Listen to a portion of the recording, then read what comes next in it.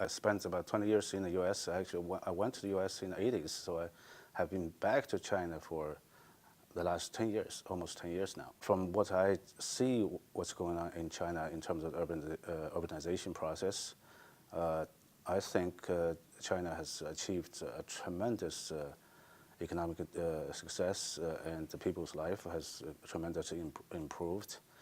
And a lot of people and economic activities has concentrated in the city areas. Since a few years ago, some 200,000 farmers moving to the city. And that time we were all excited. We thought, a new urbanization process is coming up, and as the planners, we all wish to join the Salvation Army to offer help.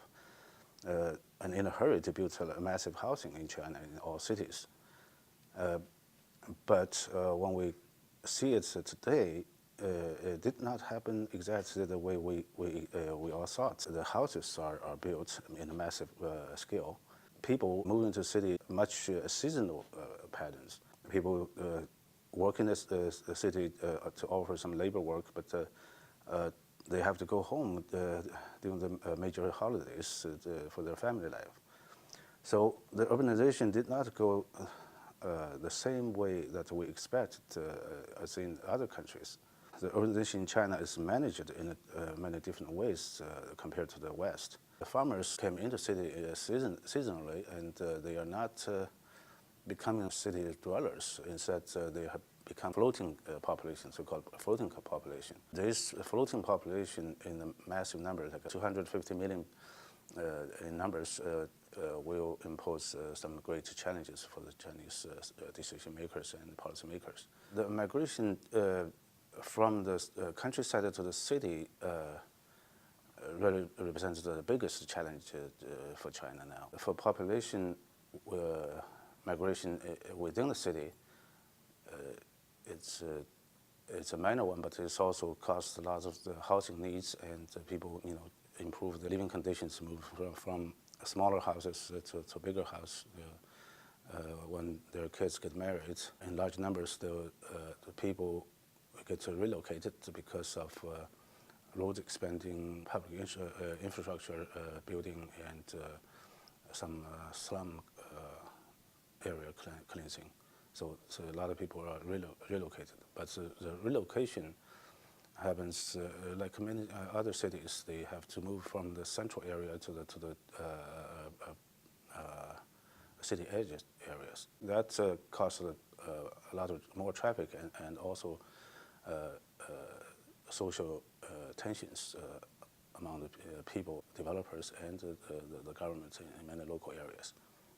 The population movement from the central area to the peripheral areas has caused the people's concern, like people they used to live in the central area where the housing is not that good, but they're convenient. They got everything around. They have a location advantages. Relocated to the peripherals, although government does provide them the same area, even larger area of living space. Don't get the service around the convenience they had, and sometimes they don't get paid well enough according to their own request, so they are not willing to move. And in some extreme cases, they get very angry with the government and may stick in that location for a long time, where other people have moved around, but they call it the Dingzihu, new building. When the buildings around it all been turned down, and one single or a small group of houses stay on the way. Sometimes they stay on the road has been completely open for traffic, but still one house is standing in the middle of the road. But most time, eventually they resolved.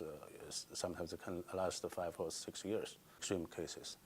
And for developers, they want to make money out of all this. Normally, they work very closely with governments to achieve what the government want to achieve, but at the same time, they make a lot of money. But since their nature as a private enterprise, so they always want to maximize their profit. So they sometimes pay very little to the residents. So this confrontation between different interests sometimes gets really, really tense in China.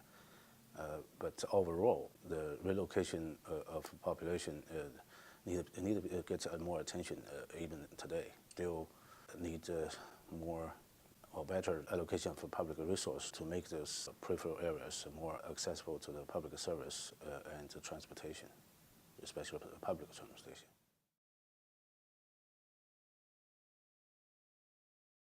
Yeah, inequality in China is a big discussion among a lot of social workers and people. Inequality, I see this as a very interesting development on this concept of inequality around the world, not just in China, but you see that the people mentality is like, since we cannot keep everybody absolutely equal, so a lot of people think they can get away with a lot of things as long as they can move the economy forward.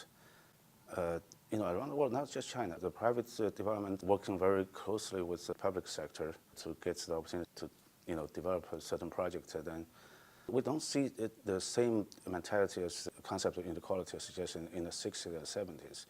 It's been shifted a little bit. I do believe there must be some new measurement of controlling inequality. Otherwise, you will not be able to keep the society stable enough. In the 80s even, before I went to the US, I've heard middle class. I'm really looking forward to see that concept being realized in China. But after 30 years of great economic success, we still don't see where the middle class is in China. Is that concept still working? If not, what's a replacement? What's a substitute? What are the classes or the people really stabilize the economy and the political situation in one country, whether in China or other places, or how long you can sustain that society without a majority of the population in the middle class range. If most people don't get their work, the benefits from the economic development, and sooner or later they will have a problem. So I think inequality is still a major issue in China. I think China is strive to solve that problem.